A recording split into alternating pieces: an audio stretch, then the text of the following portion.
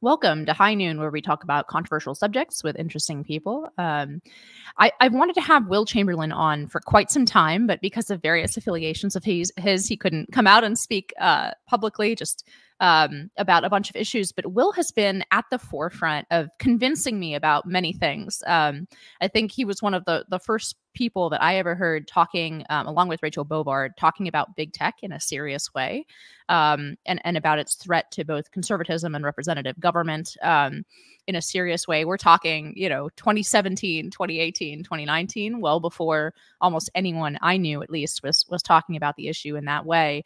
But just to briefly introduce him, Will Chamberlain is senior counsel at the Internet Accountability Project. He's also with the Article 3 Project, which deals with constitutionalist judges and supporting constitutionalist judges and assaults on judicial independence. So he's well familiar with lawfare. And I wanted to talk to him again about some of the things he's been at the forefront of.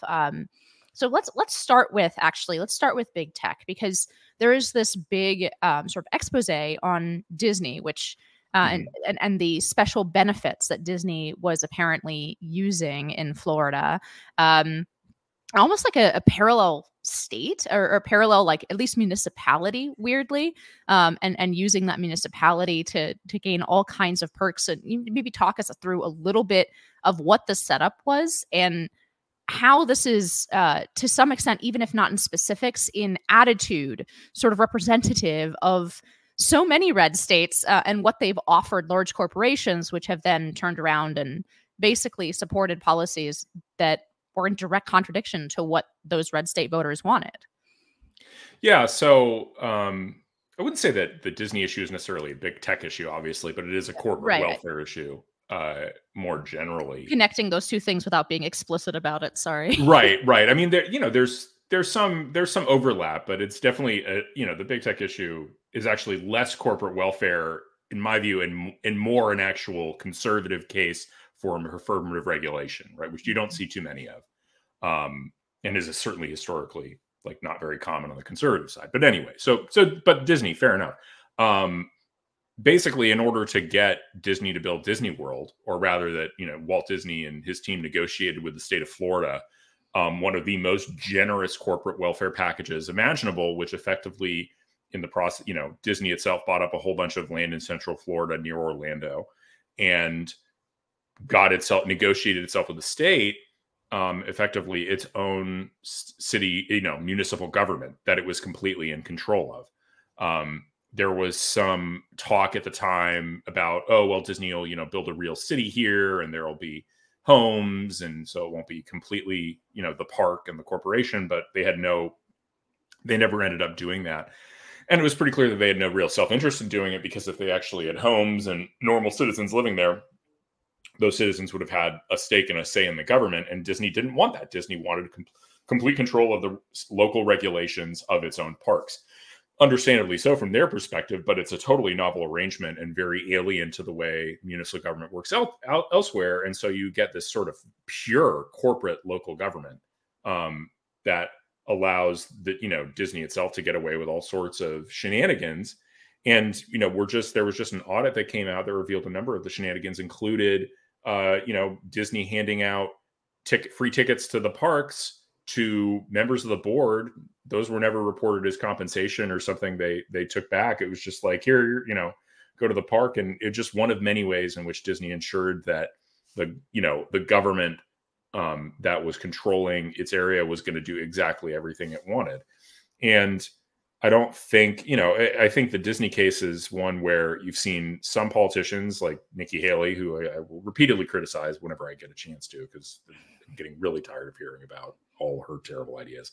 But Nikki Haley, when, Governor DeSantis, who, just full disclaimer, I worked for very recently, I was on his campaign and then in his office at the Capitol. Sort of the affiliations I referred to at the beginning. Right. Once you join a campaign, you're not allowed to sort of speak on your own behalf. So I've been wanting to ask Will questions about this for a long time, but he was on behalf of a campaign. So Exactly. Yeah. You don't get to speak for yourself. That's the trade-off you make. But anyway, so what, I mean, Governor DeSantis did an amazing thing by, actually taking a look at this and saying, well, we don't need this anymore. And Disney's also an obnoxious corporation that is trying to, wade into, our politics and, wade into our laws dealing with K-3 education.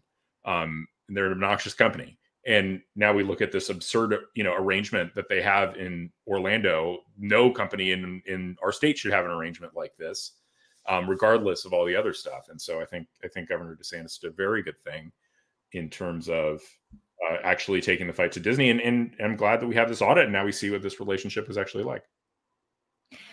Yeah. What is your opinion of whether? So I've talked to Nate Hockman about this, and a couple other people who have.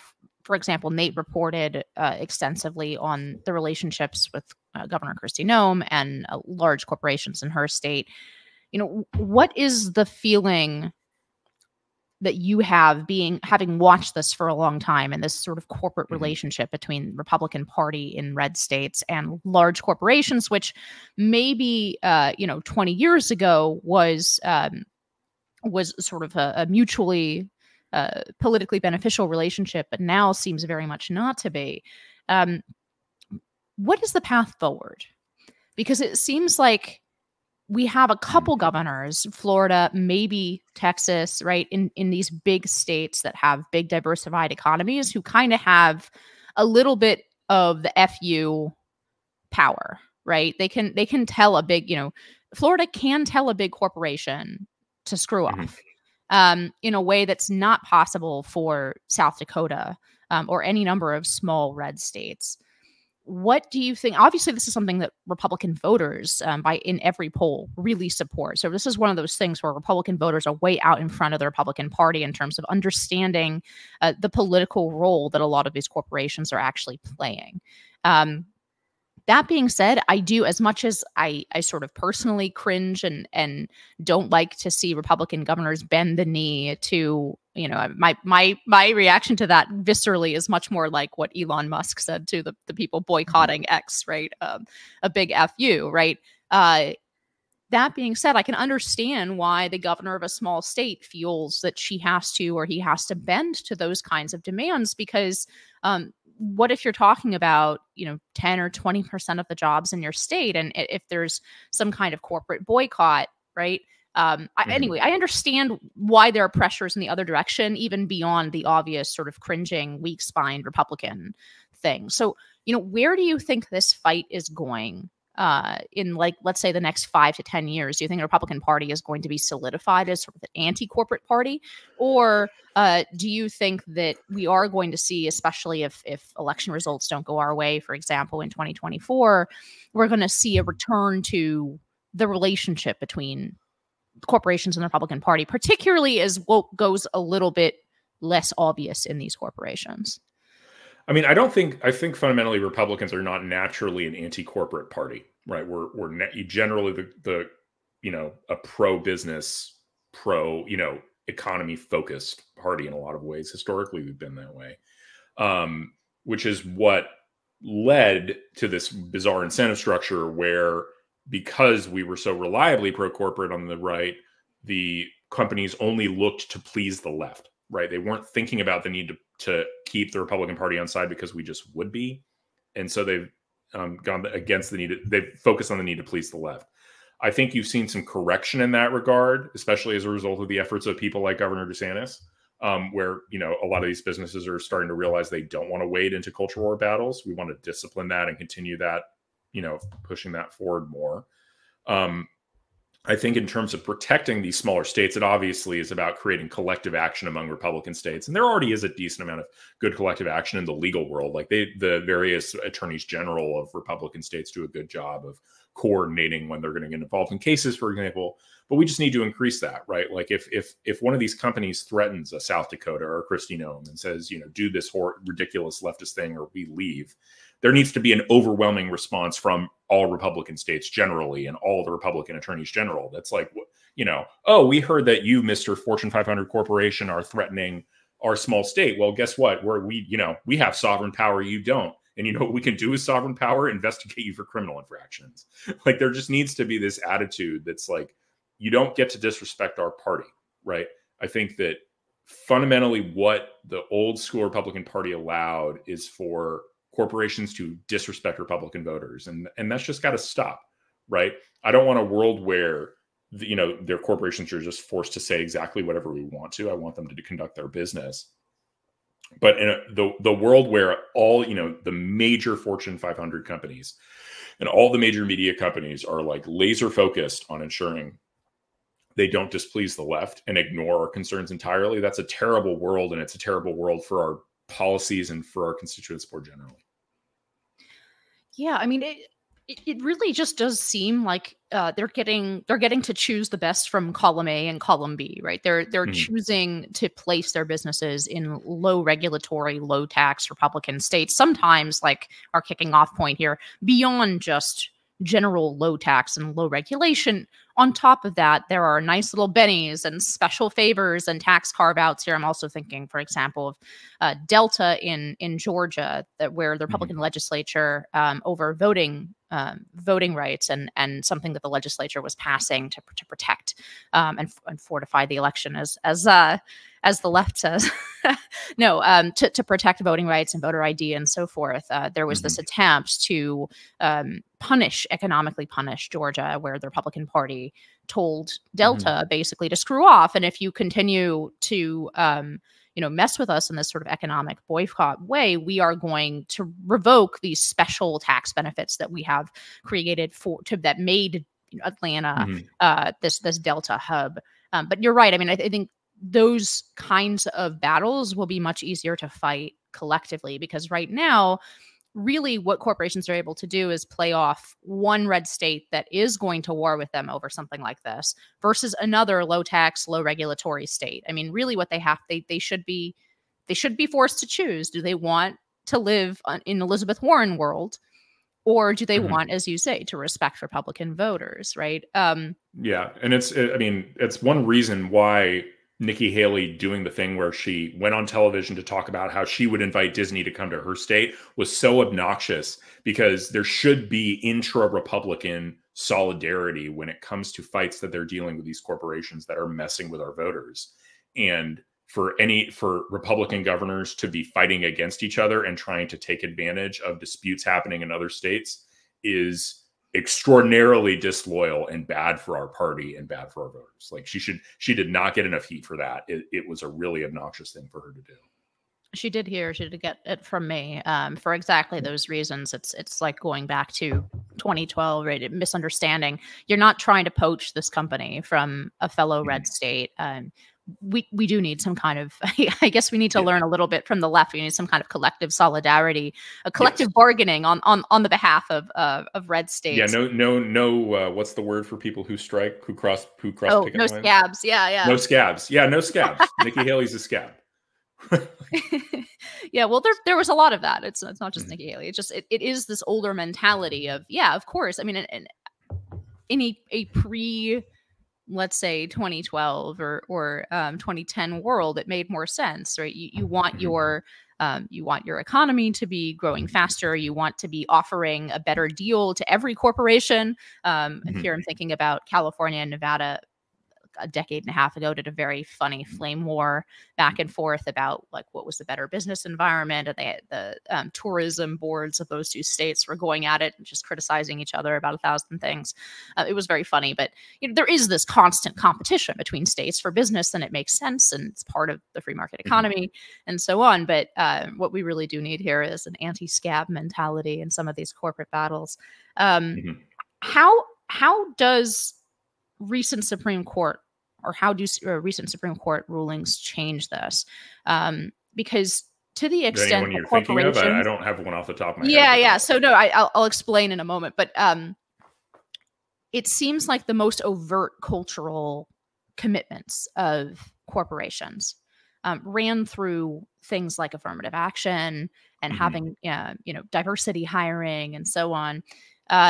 Those things are necessarily going to be pulled back, at least in some percentage of companies that are afraid of the potential that they do run afoul of our civil rights law. it seems like in addition to that, we've had this awakening after October 7th by a certain percentage of people in whether big law firms or just generally in the corporate environment who, I mean, I think hilariously or disappointingly now all of a sudden are shocked with the sort of direction of university campuses and of their own junior staff members. There does seem to be an environment coming together for a little bit of a pullback on some of the most overt cultural sort of stands that corporate America has taken very, very strongly. And I would add to that, actually, you know, the boycotts of Disney and Bud Light, Target to a lesser extent, right? So there has been this pushback, partially engineered by Republican governors and actually using their sovereignty, as you say, partially backlash among both Republican and moderate voters. And now finally, a changing legal structure around affirmative action and the surprise of a lot of moderate liberals to see that their party is marching in the street for Hamas, and particularly a lot of moderate Jewish liberals, right? So all of that, to me, adds up to an environment where some of this stuff will go underground in the corporate environment or in the corporate world. One, do you think that that's going to be a meaningful pullback, or do you think it'll just be a kind of simmering under the surface and a continuation of a lot of these policies? And two, how do you think it's going to play into this longer fight between red states and corporate power used on behalf of the cultural left? I think there actually will be a reasonably meaningful pullback here. And the reason I say that is of two things that I saw in the news. The first is, you saw a lot of big law firms, even liberal law firms, end their diversity programs. And I think what they simply did is they just asked some of their attorneys to, you know, give them a research memo that says, would this survive legal scrutiny in the aftermath of the Harvard v. SSFFA decision? And the answer I saw that they were all getting is no, none of these things are legal. They're all racially discriminatory. And so they're all going to have to end. And then the second thing I saw was, you see news about, you know, diversity officers, people who were getting hired for diversity officer positions, having a hard time finding new jobs. And that's a very good indicator, because it means that, you know, while there might still be these diversity officers at various places, they're not adding positions in that field. Companies are trying to subtract, and it's hard to fire people. Generally, you're not inclined to fire people as a corporation. One of the things people don't take for granted is, you know, firing is not fun. So generally there's some stickiness. Like, even if, you know, you don't really need a diversity office anymore, or that office might be destructive, it'll take time for that to filter through the economy in terms of really eliminating all of these jobs. But I suspect that over time, you're just going to see a lot of people who were formerly chief diversity officers or working in the DEI division of these companies just suddenly not be able to find a position, because the departments are closed everywhere, because the basic ideology underpinning those divisions and their raison d'etre doesn't exist anymore. Like, oh, your job is to make sure that we have the right racial composition of employees. Well, if we did that, then we would get sued. And the fact we even have a department, you know, trying to rejigger that quota properly would get us sued. So you are superfluous. Like, your function doesn't need to be here anymore. So I think there's nothing like lawsuits to discipline a lot of these companies, especially just easily avoidable lawsuits. Like, if they can fire someone to avoid a lawsuit, that's a win-win, right? You save money on the salary, and you save money on the litigation fees and the judgment. So that's what I actually do expect a somewhat meaningful pullback in corporate America as a result of these cases and the general thrust of the law.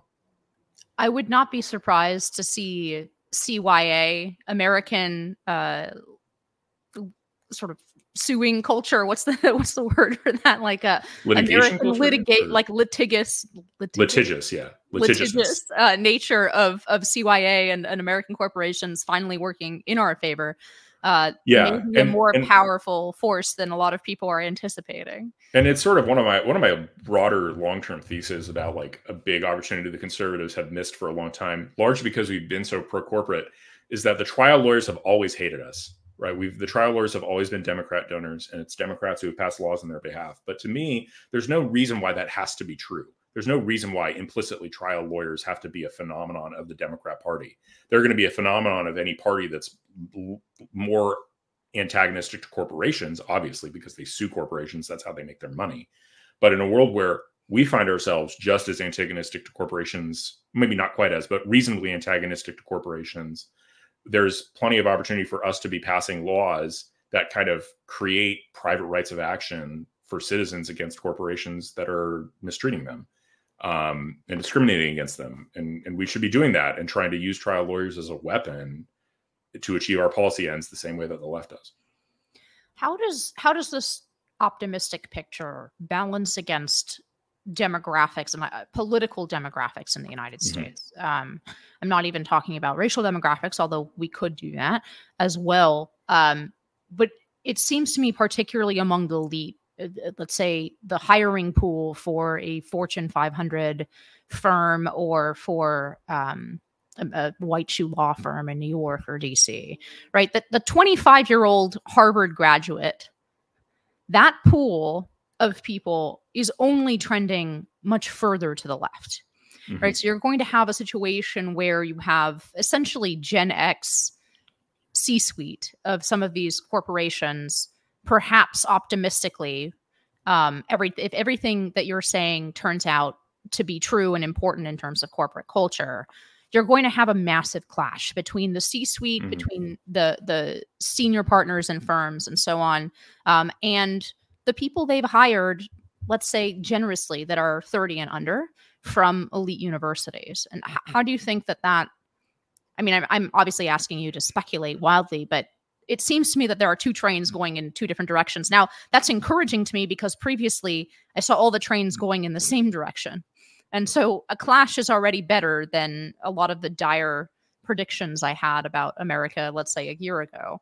But if there is going to be a clash, how are they going to maintain their hiring and their talent and retain a lot of the associates or whoever who are 30, 35 and under, while essentially pulling out in many ways from the woke political game? Well, the simple answer is because those people are in huge amounts of debt and need to pay it off. So, thank you to the law schools for gouging. Look, a positive consequence of student loan debt. Yeah, for gouging those students and forcing them into big law for a period of time to pay off their enormous debts. That said, I think, there's a question about, obviously there's this pushback going on at Harvard and other places on their ideology that you're seeing, like the thing about anti-Semitism waking everybody up.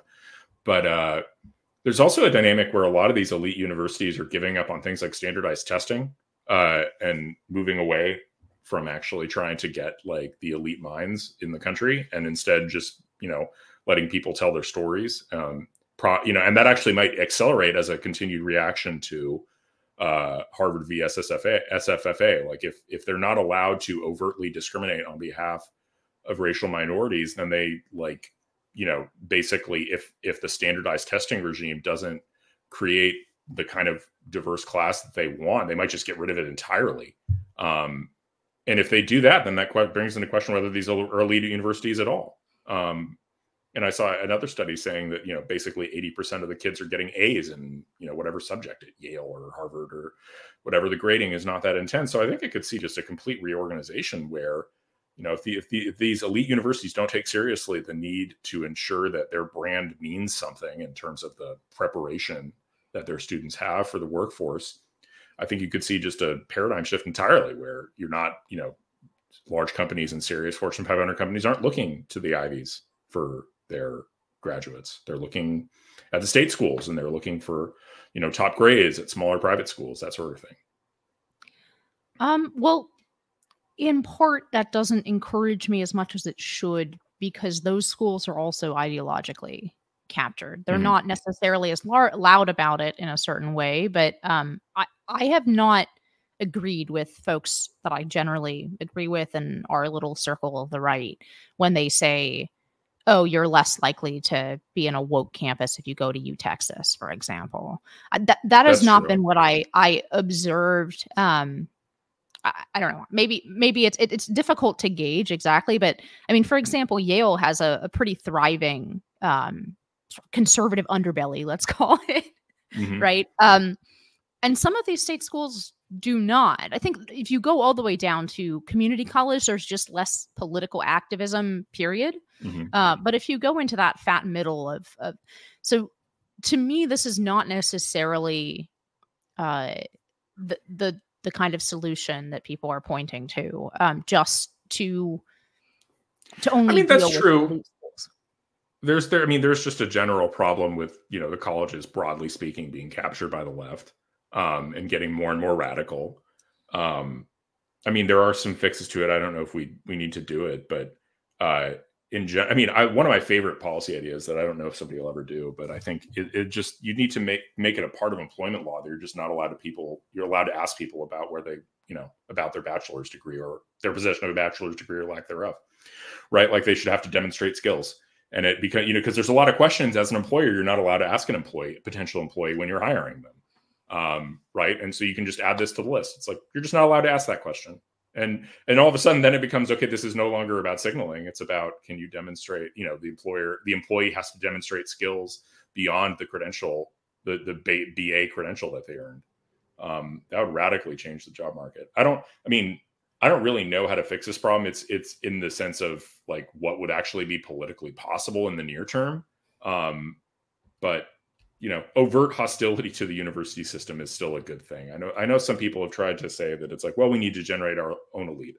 And I want to say, okay, but if we're going to end up doing that, we need to have new institutions or completely capture some of these old ones, because right now it's a total mess and a total dystopia. And if you're just going to support a continued pushing of our elite into institutions that are totally captured by wokeness, a huge chunk of those kids are going to come out woke, and the others are going to have a horrible time. So, yeah, no, I'm definitely with you on that divide.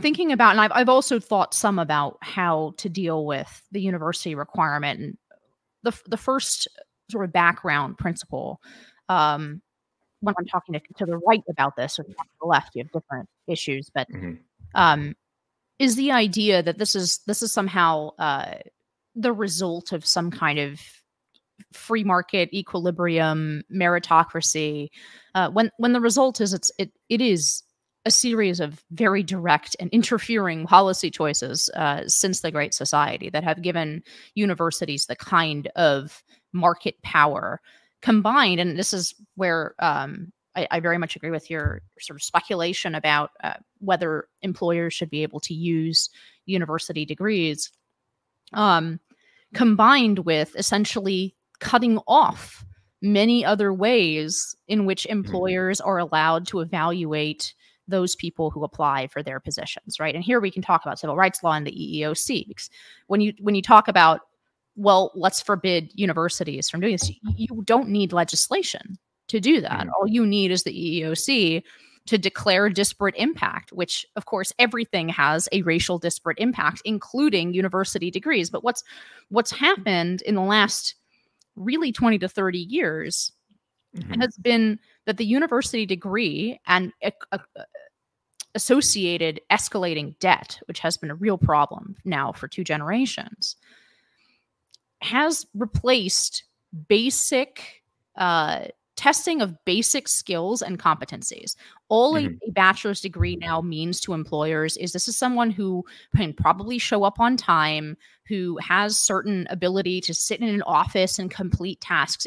Very vanishingly few industries are now using bachelor's degrees as any particular set of skills. There are exceptions, obviously, to this. There's of engineering and et cetera, but the vast majority of employers now are not using a bachelor's degree that as an indication that an applicant has a list of particular skills. They assume that they're going to be teaching those skills.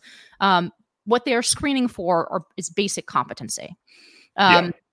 You are a person who can show up. Now, there is a real argument that, forget about racial discrimination, that is a deeply elitist phenomenon, because what you're actually telling a kid graduating from high school, let's say in working class America, is you have to take out $80,000 in debt to prove that you're basically competent, instead of taking a single test or a series of tests that maybe costs you $200 or $300, as opposed to the $80,000 in 4 years of your life, right?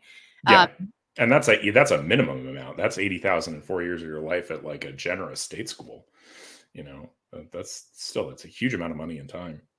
Yeah, well, especially when you consider living expenses and all of the ways in which colleges make money. By the way, Will and I are probably the two most prominent proponents of taxing universities, I think. And one of the I'm for seizing them. You want to tax them, I want to seize them. Like I treat all that money as fraudulently obtained and want to seize it. One of the most, Will's catchphrase is "seize the endowments," but one of the most I think obvious loopholes to close is that universities make a ton of money off of non-academic businesses on their campus. So even if you have, just to show how favorable, we started this out with Disney and their special municipal perks. I mean, universities have the same thing, but in spades. You can literally open a Starbucks on a university campus, and that Starbucks is considered tax free. If it's on the campus, it's part of the university, right? So in many cases, in many states, that is not a taxable income. That's not a taxable business, right? Even though it's obviously, it's not what we think of as the product that universities are producing. Right. And I mean, again, it just goes to like, what should our law do? Well, our law should subsidize those things we think are truly valuable. And I mean, I'd like to be in a world where we all agreed that the universities were providing educations to students that were truly and obviously valuable, but I don't think that's true. I think that in many ways they're a racket, especially when they leave kids so much in debt and without having dramatically improved their job prospects. I mean, any other industry, you take half the kids, you put them $150,000 in debt. You're marketing this product to 18-year-olds, and 50% of them aren't better off at the end of it than they were when they started. I mean, the FTC would shut that industry down. So, I mean, we take for granted that everybody needs to go to universities. And in general, I think, I mean, this has improved a lot, but I think, you know, we still need to get to the point where conservatives stop donating to their alma maters unless they're confident their alma maters are actually doing a decent job, and not putting out, you know, not leaving their students worse off than when they started. This really goes to how a society, and it's related to the conversation we've been having so far, but how a society distributes honors.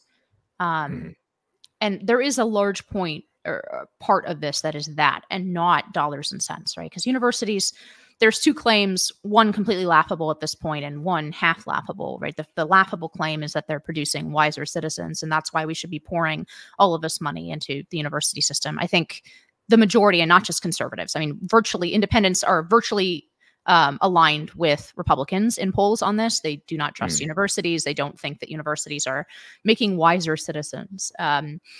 But the second piece is still half and half, which is the economic proposition of going to university. Wages for people with bachelor's degree have stagnated over time. So your lifetime earnings are still substantially more than somebody who doesn't have a bachelor's degree. But those two lines are coming awfully close to each other because the cost of university has escalated so far, and the benefits of having a degree economically have stagnated that, you know, essentially, if you're watching, you can see my hands going, these two lines are starting to come awfully close to each other. A very different proposition than, say, in 1983, the value of a degree in 1983. So those two things are dying out. But the thing that's hard to kill is the prestige. Yeah. Right? There's this sort of ineffable part of saying that, oh, I sent my kids to Harvard. And that's really difficult, even on the right, to kill. I mean, then, as you say, the number of people who will donate large sums of money to Donald Trump or to the Republican Party, and then turn around and donate an equal or greater sum of money to Harvard University so they can put their name on the door of a building, is very high. And even harder to deal with is just parents want the best for their children, and they still think sending them to Harvard is going to set them up for the best life. And that's really, really hard to shake. I mean, it is. And I mean, it is true that the general hostility to universities that I advocate doesn't account for the need to have, like, you do want, you know, a credentialed elite that can go work in the government and go work in high places and, you know, be fluent in the way everybody's talking there. And you want those things. And it would be a lot better if these, you know, a place like Harvard was functioning the way we want it to function. That's why, you know, I hope that people like Bill Ackman are successful in trying to purge the rot. And hopefully, like, one or two of these places, you know, we don't need much. It's sort of, it's amazing. I was a long-term advocate of getting rid of social media censorship and laws regulating the big social media companies to ensure that conservatives have a right to speak on them. So one of the things that got the libertarians angry at me. And then Elon Musk spent $44 billion and bought Twitter. That's not really a free market at work. It's sort of a deus ex machina, solving the problem of social media censorship. Well, not even deus ex billionaire, right? Like, it's not really the market. It's, one billionaire decided free speech was really important. And thankfully, he was the richest person in the world and could just buy the company outright. But the funny thing is that Elon's purchase of Twitter has made social media censorship a much less salient issue in American politics. It was much more, it was a very, very salient issue for a period of about 4 to 5 years between roughly 2017 and 2022. And since Elon purchased it, it's just much less salient because no matter what, unless you're just way far out on the fringe, you're not getting banned from Twitter. Like, the number of people who are still, banned from Twitter over ideology is probably like 10 or something. It's not high. And as a result, that issue isn't that salient anymore. And, because the problem is effectively solved. As long as you can speak on Twitter, which is one of the most central platforms in the country, it's like, okay, well, if I don't have Instagram, not the end of the world. Similarly, if we actually just have one big prestigious university, just one that was in control of the right as a faction broadly, not by the academic left, by the right. We just had one. It would solve all the problems. It would solve all the problems because it would mean that, like, you could steer young conservative leaning kids to that prestigious university and ensure that they got properly credentialed. A few thoughts on that. One, I do think in the medium term, not the short term, in the medium term, though, Hillsdale is becoming that. Mm-hmm. If you look at the numbers and the way that they've been able to, because Hillsdale even 10 or 20 years ago was just as excellent a school as it is today in terms of the professorate and the people that they could hire and the kind of education that was available. I mean, I've always been really jealous of my colleagues who went to Hillsdale, or the kind of education that's available there has always been excellent. But the student body, in terms of SAT scores or GPA, any kind of assessment, the student body has been getting, it's way harder to get into now than it was 10 years ago. I mean, their ability to be elite and selective has just increased by leaps and bounds in the last decade. Yeah, it's the kind of thing we wouldn't see yet because that's just happened in the last few years. Right. So like the downstream effects of that, where Hillsdale graduates are just like this, like, obviously elite kind of group of people not insult Hills. Obviously current Hillsdale graduates are wonderful and Hillsdale alums are great. And they are politically focused in a way that I think on the right, Hillsdale graduates do have that kind of elite, at least let's say half of what Harvard does. But they have been focused on politics. And the question is, when a engineering grad from Hillsdale or a literature grad from Hillsdale, right, has the same kind of cachet as having a Harvard degree, that they obviously haven't achieved that yet. But I mean, I am hopeful that they will in the future, particularly, as you say, our current crop of elites schools are moving away from any kind of meritocracy. So that's a medium term hopeful bit. The other thing, and I'm just spitballing now without thinking too far ahead about this, but it occurs to me. So I went to a kind of second tier, I guess. It's in the first tier of U.S. World News Report kind of stuff, but comparatively to the Ivy League or Harvard, I went to UCSD, University of California. Oh, that's way better than I did. I went to University of the Pacific in Stockton, California. So you did better than me for undergrad. I know that school.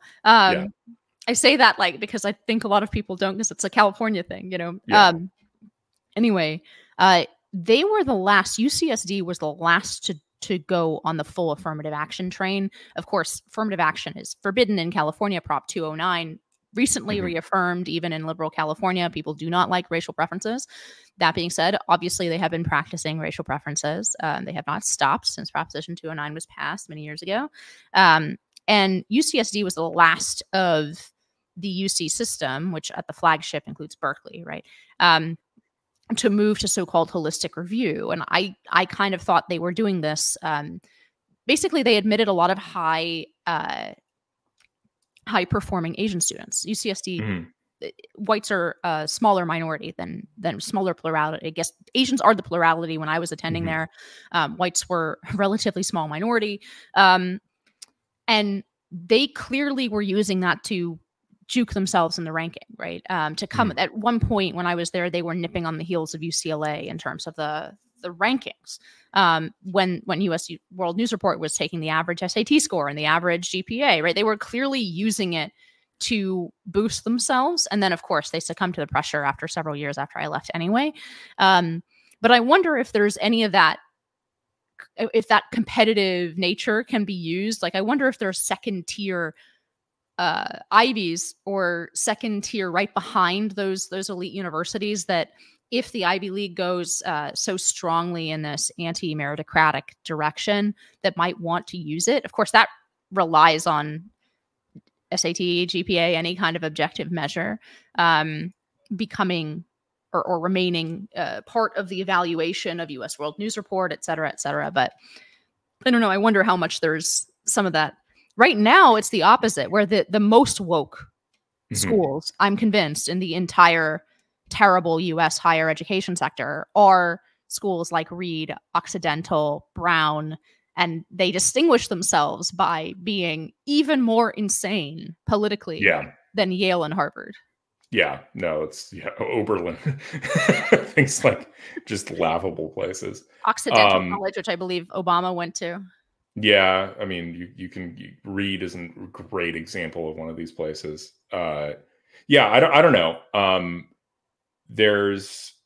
It does indeed rely on the U.S. News continuing to not being swallowed by wokeness, which I don't know the details of how U.S. News still ranks undergrads. And if they still take seriously like how rigorous things are, and if they aren't if their metrics aren't skewed by diversity.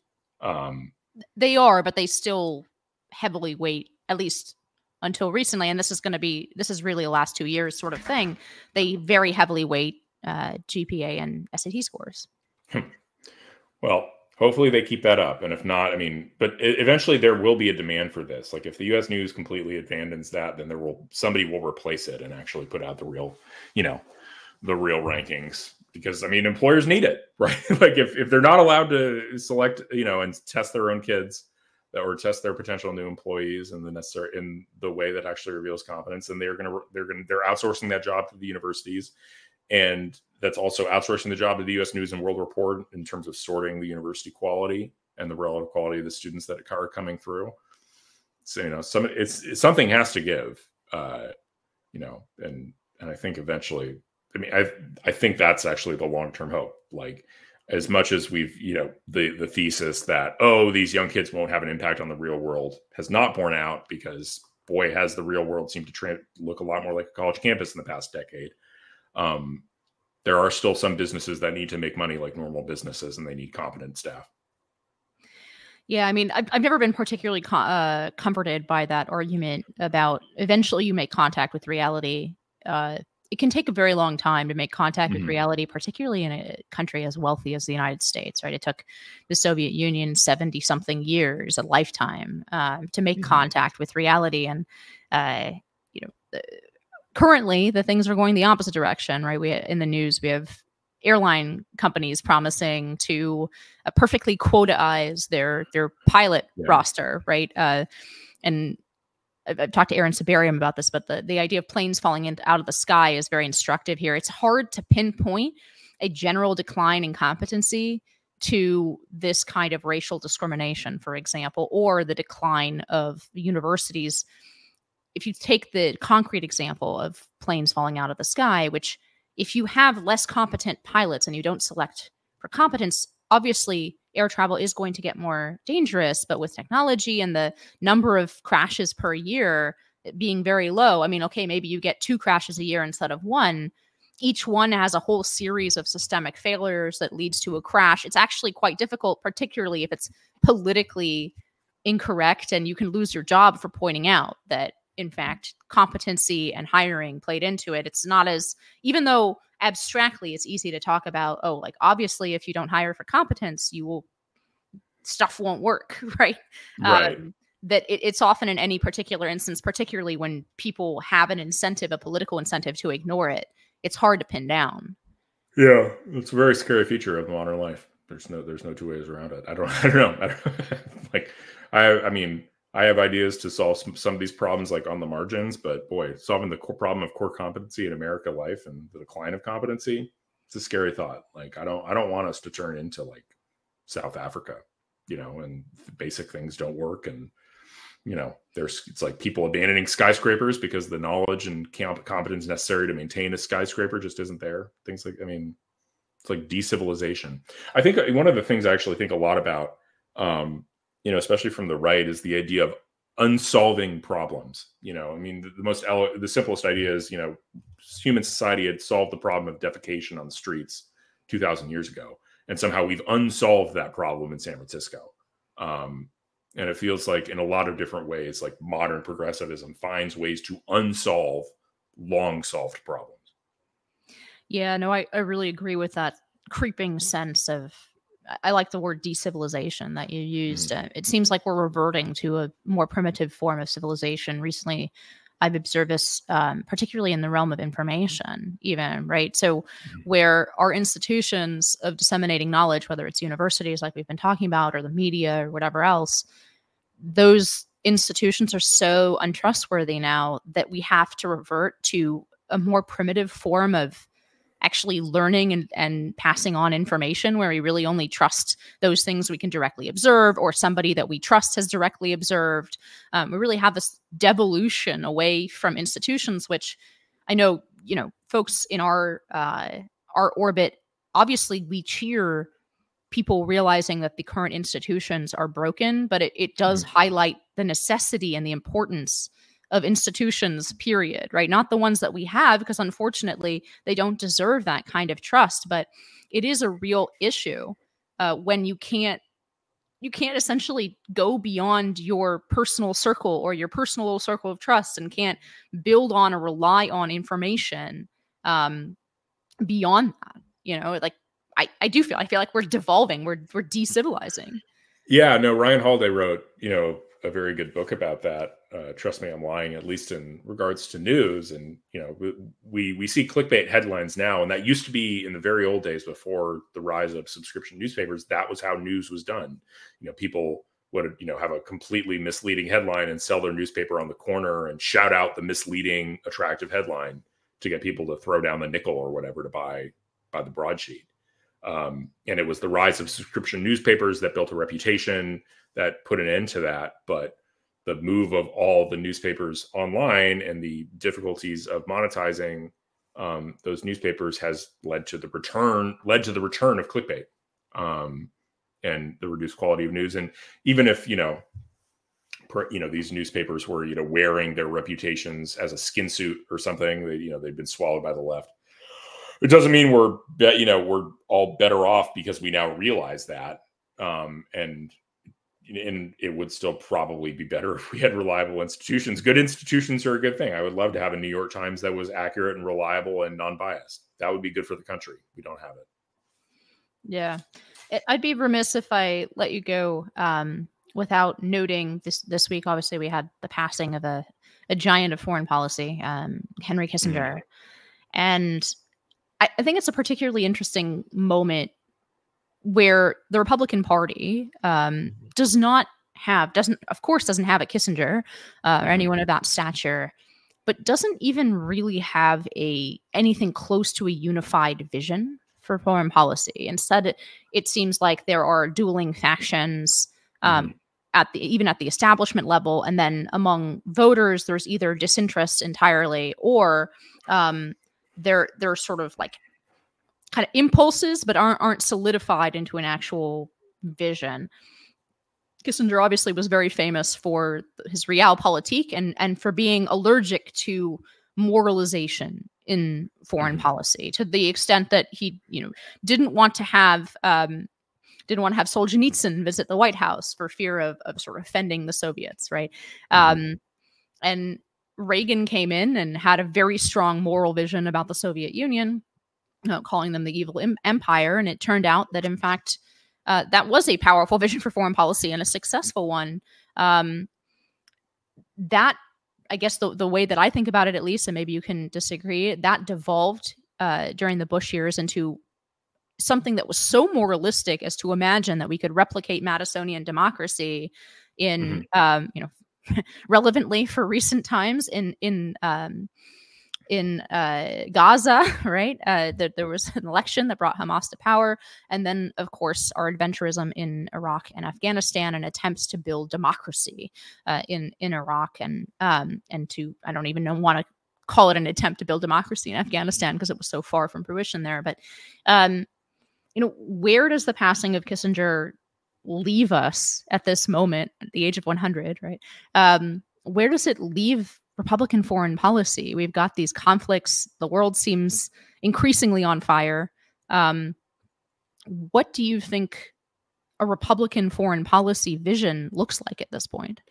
I mean, it depends on, you know, we're still at a tipping point in the party where we don't really know where the party's going to go. And in particular, 2024, you know, could shape that. I mean, Donald Trump is more identified with the kind of restraint side of the Republican foreign policy establishment. But if he loses by 10, I wouldn't be surprised to see the neocons return to control of the Republican foreign policy. Like, you see everybody lining up behind Nikki Haley, all these people who, you know, Jen Rubin, Paul Ryan, people like that. Nikki Haley's basically already articulating a, you know, full-throated, hyper-aggressive, you know, pro-regime change type policy. I mean, it'd be a disaster if she was there. But I think, you know, obviously the current internal structure dispute in the party between the sort of interventionist and restraint wings is kind of the fight that should have been had 10 years ago in the aftermath of Iraq and Afghanistan, but was sort of delayed by the failure of, or basically the what felt like the lock that the Bush advocates had on the party, right? There was a period there, especially during Obama, where it felt like, you know, Ron Paul was a clearly marginal figure, and people like Bill Kristol were still dominant in the party, still had, you know, you couldn't go against the Weekly Standard, you couldn't go, National Review was still the, you know, the primary voice, and Trump's election, to his credit, completely shook that up. I mean, he was the person, you know, the real thing that demonstrated his power, and the thing that turned Bill Kristol against him was not, you know, any of his personal peccadillos. It was when Donald Trump got on stage in the South Carolina debate and told Jeb Bush that his brother lied us into Iraq. That was the final straw for Bill Kristol, and it was the thing that led to the neocon opposition to Trump. That said, Trump didn't really run a particular, I mean, he ran something of a restraint-filled foreign policy in the sense we didn't get any new wars, but he had John Bolton in the administration, which was, and doing weird things, and had some bizarre adventures in Venezuela, like the attempt to basically use diplomacy alone to declare a new president of Venezuela, which was very bizarre. So, I mean, I guess, you know, I'm kind of rambling a little bit here, but I think, you know, yeah, we don't have a Kissinger right now. That's true. We could use a Kissinger. I think, you know, Kissinger would be more aligned with the realists and the restraint people. And hopefully, you know, we prevail in this fight. I think, you know, sort of independently, a pitch for my old boss, this is, you know, this is a big reason I worked for Governor DeSantis. I think that Governor DeSantis represents the entrenchment of the restraint view of foreign policy in the party. Because if it's just Trump, if Trump is the only guy who's ever won on this, then it's easy to knock it as a one-off. But if DeSantis wins on a basically a restraint platform against somebody like Nikki Haley, and then he goes ahead and wins the presidency and holds it for 8 years, that will be essentially the permanent reshaping of Republican foreign policy in the right direction. It's interesting. This is where I think I at least partially disagree with you. I mean, I think that's what I liked about Trump, is that he didn't have a unified, strong view on foreign policy, and sometimes I agreed with him very much. And then sometimes even the things that I really didn't like, instinctively didn't like about him, I had to reconsider. So, for example, one of the things that was at a gut level, I despised, right, when he was a candidate in 2015, all the way through his presidency, was Donald Trump's willingness to lend the credibility of talking to the U.S. president to dictators all over the world, great and small, willing to praise them, say nice things about them, all of these things. I hated that about him. And yet I cannot say that his brand of sort of personally reliant foreign policy wasn't successful in many ways, right? That kind of it reminded me that foreign policy is not a set of, and this would be something very much in line with Kissinger's wisdom that he was trying to disseminate in diplomacy and elsewhere, that the personalities in the room matter very much. That at the end of the day, the foreign policy may be more what is made by the individual personalities who are sitting in a small room away from the public than it is a doctrine about, whether it's the U.S. is more interventionist or more restrained. But I am the point where I was, I was in favor. Well, first I was against the Iraq War because I was in high school, and I was, But when I let's say around college or a little after, my early 20s, I wasn't against the war in Iraq, and I've had to sort of reconsider why it was such a failure. So first, I thought about Vietnam, which I still think is in part a failure of the American people. In other words, there wasn't a military failure in Vietnam, but a political one and a choice on our part. We could have won that war, and didn't. So first I thought, well, maybe this is one of those instances. But the fact that it dragged on so long is contrary to that, right? Like after 20 years, you have to show something. It's sort of fair enough. There may be a problem of democracies sticking with a foreign policy, but we did stick with this for 20 years with very little result. And then I think where I really break now from my former views on what is, the term neocon is at this point like so broad as to be almost useless. It has lost some meaning for sure. But the thing that I've really broken with in that vision of foreign policy is exactly the Wilsonian component of it. The idea that in every human heart, I'm paraphrasing George W. Bush here, in every human heart, the flame of liberty resides, or some such nonsense, right? But that hasn't necessarily made me less interventionist. It has made me a little bit more realpolitik, a little bit less moralistic in terms of American foreign policy. So to my mind, the error was not even perhaps, perhaps going into these countries and executing American interests, but not leaving, or for example, not installing a pro-Western autocrat, trying to turn them into a Madisonian democracy. In other words, it doesn't necessarily argue for more restraint. It could argue simply that we should be more Kissingerian and we should just not care about, if somebody is our friend, we should prop them up, like thinking about somebody like the Shah of Iran, right? And if somebody is our enemy, we should undermine them, and not have so much concern for, I don't know, democracy or kind of moralistic vision. But of course, Reagan didn't agree with that and argued with Henry Kissinger about it, that the Americans have to see themselves as the good force in the world, or they won't support it. I think there's definitely truth to that. I think the balance there is just the realization that we shouldn't be trying to build governments in our own image. That's especially in places that don't have our sense of traditions. I think Yoram Hazony has actually written really well on this topic, where he talks about that our different national governments arise out of a cultural fabric, and simply transplanting one government to an alien culture, why would you expect that to work? There's a whole lot of underlying understanding and cultural norms that, make that government make sense for particular people or a particular place. That said, I agree with you on the point that it's like people go way too far with the non-interventionist stuff. Like I remember arguing with people on Twitter about Afghanistan, and people saying our going into Afghanistan was a mistake. And I'm like, no, the nation building component of that, the attempt to build a new Afghan government, was silly. But we certainly had a casus belli to go into Afghanistan and kill al-Qaeda and kill Osama bin Laden after 9/11, obviously, right? That couldn't be left to go unanswered. We had to do something about that. Otherwise, we'll have planes being flown into our buildings all the time. People need to regret doing that. And, honestly, a punitive raid against Saddam for various things he tried to do in the past. At one point, he tried to assassinate George H.W. Bush, is my understanding. And, I'm all for sort of punitive raids that essentially force, governments to respect and fear the power of the United States. That's a good thing. That's something any great power should be willing to do.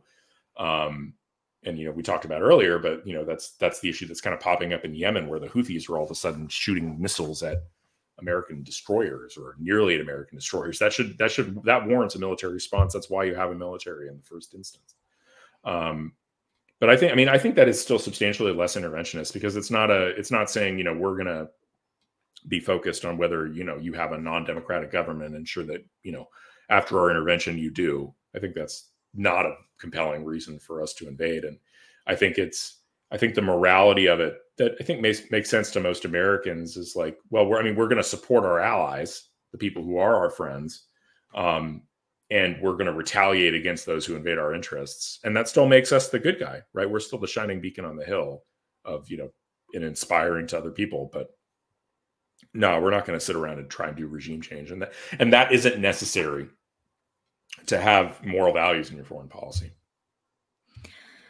On that synthesis and note, Will Chamberlain, thank you so much for coming on High Noon. Where can people read your stuff? You can follow me on Twitter at Will Chamberlain. Also, I'll plug the new Substack, which isn't started yet, but it will be like today or tomorrow. WillChamberlain.com. It's going to be a Substack. I'm going to talk about how much Nikki Haley is terrible. That's the first article, and then we'll keep going from there. That's great. I'll be checking in on that Substack. Thanks again for joining High Noon, Will. All right. Thanks for having me. And thank you to our listeners. High Noon with Inez Stepman is a production of the Independent Women's Forum. As always, you can send comments and questions to inez.stepman@iwf.org. Please help us out by hitting the subscribe button and leaving us a comment or review on Apple Podcasts, Acast, Google Play, YouTube, or iwf.org. Be brave, and we'll see you next time on High Noon. All right.